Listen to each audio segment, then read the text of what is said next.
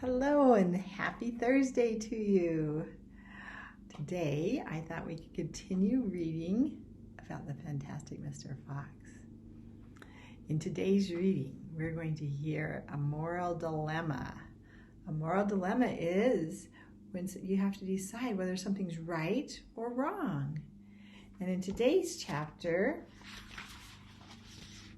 we're going to hear about, let me just read it really quick here. Badger has doubts. Now here's the picture. Notice something about the characters. Notice that the author makes them out to dress like people.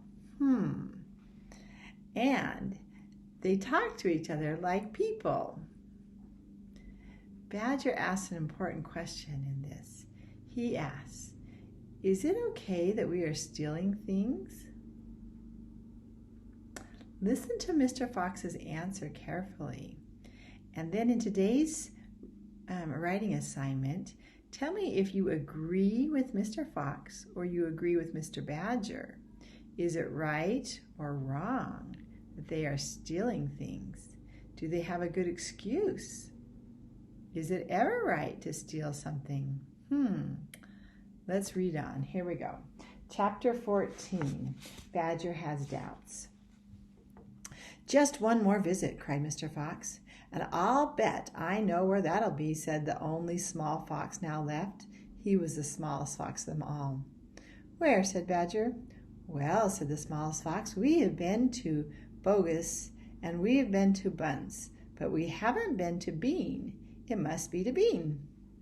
You are right, said Mr. Fox, but what you don't know is which part of Bean's place we are about to visit.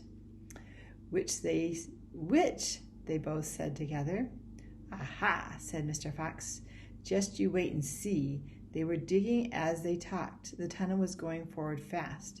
Suddenly Badger said, doesn't this worry you just a tiny bit, Foxy? Worry me? Asked Mr. Fox. What? All this stealing. Mr. Fox stopped digging and stared at Badger as though he had gone completely dotty. My dear old furry frump, he said, do you know anyone in the whole world who wouldn't swipe a few chickens if their children were starving to death? There was a short silence. Then Badger thought deeply about this. You are far too respectable, said Mr. Fox. There's nothing wrong with being respectable, Badger said. Look, said Mr. Fox, Bogus and Bunce and Bean are out to kill us. You realize that, I hope. I do, Foxy, I do indeed, said the gentle Badger. But we're not going to stoop to their level. We don't want to kill them. Oh, I should hope not indeed, said Badger. We wouldn't dream of it, said Mr. Fox. We shall simply take a little food here and there to keep our families alive, right? I suppose we'll have to, said Badger. If they want to be horrible, let them, said Mr. Fox. We down here are decent, peace-loving people. Badger laid his head on one side and smiled at Mr. Fox. Foxy, he said, I love you.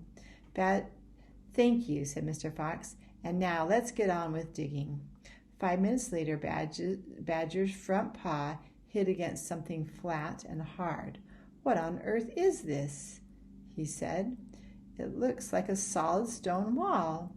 He and Mr. Fox scraped away the soil. It was a wall, but it was built of brick, not stone. The wall was just in front of them, blocking their way. Now, who in the world would build a wall underground? Asked Mr. Badger. Very simple, said Mr. Fox. It's the wall of an underground room, and if I'm not mistaken, it is exactly what I am looking for. Let's read on. Chapter 15, Bean's Secret cellar.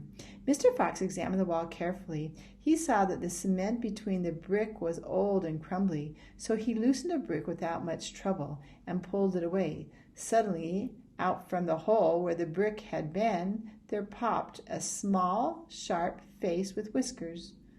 "Go away," it snapped. "You can't come in here. It's private."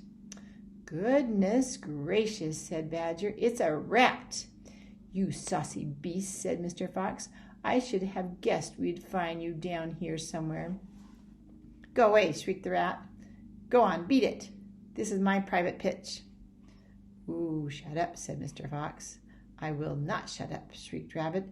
"This is my place, and I got here first." Mr. Fox gave a brilliant smile, flashed his white teeth. "My dear rat," he said softly, "I am a hungry fella, and if you don't hop it quickly, I shall eat you up in one gulp." That did it. Rat popped back fast and out of sight. Mr. Fox laughed and began pulling more bricks out of the wall. When he had made a biggest hole, he crept through it. Badger and the smallest fox followed him. They found themselves in a vast, damp, gloomy cellar. "This is it," cried Mr. Fox. "This is what?" said Badger. "The place is empty." "Where are the turkeys?" asked the smallest fox, staring into the gloom. "I thought Bean was a turkey man." "He is a turkey man," said Mr. Fox, "but we're not after turkeys now. We've got plenty of food." "Then what do we need, Dad?" "Take a look around," said Mr. Fox. "Don't you see anything that interests you?" Badger and the smallest fox peered into half-darkness. As their eyes became accustomed to the gloom, they began to see what looked like a whole lot of big glass jars standing upon shelves around the room. They went closer.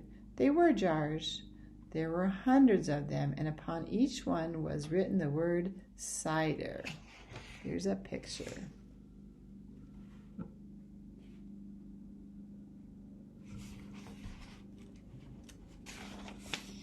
The smallest fox leaped into the air. "Oh, Dad," he cried, "look what we've found. It's cider." "Exactly," said Mr. Fox. "Tremendous," shouted Badger. "Bean's secret cider cellar," said Mr. Fox. "But go carefully, my dears. Don't make a noise. The cellar is right underneath the farmhouse itself." "Cider," said Badger, "is especially good for badgers. We take it as medicine. 1 large glass 3 times a day with meals and another at bedtime. It will make the feast into a banquet," said Mr. Fox. While they were talking, the smallest fox had sneaked a jar off the shelf and had taken a gulp. "Wow," he gasped. "Wowee!" You must understand this was not ordinary weak fizzy cider ones buy in a store. It was the real stuff, the home-brewed fiery liquid that burned in your throat and boiled in your stomach. "Ah," gasped the smallest fox, "this is some cider." "That's quite enough of that," said Mr. Fox, grabbing the jar and putting it to his own lips. He took a tremendous gulp. "It's miraculous," he whispered, fighting for breath. "It's fabulous. It's beautiful." "It's my turn," said Badger, taking the jar and tilting his head well back. The cider gurgled and bubbled down his throat. It's like melted gold," he gasped. "Oh, Foxy, it's like drinking sunbeam and rainbows." "You're poaching," shrieked the rat. "Put that down at once. There'll be none left for me." Rat was perched upon the highest shelf in the cellar, peering out from behind a huge jar.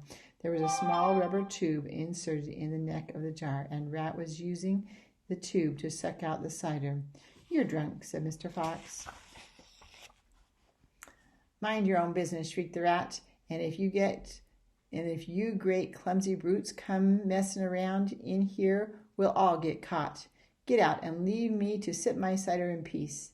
At that moment they heard the woman's voice calling out in the house above them. "Hurry up and get the cider, Mabel," the voice called.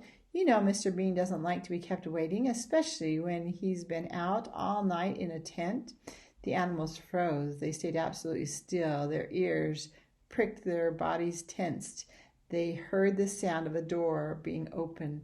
The door was at the top of a flight of stone steps leading down from the house to the cellar, and now someone was starting to come down those steps. Here's the picture. See, there's the one of the rat drinking out of the cider. And there is the woman coming down the stairs. So, today, your story right is to tell me who was right. Mr. Fox, is it okay to steal if you're just feeding your hungry children? Or Mr. Badger, we should probably never steal. You tell me what you think, and I'll look forward to seeing your journal rights. Have an awesome day. Love you all.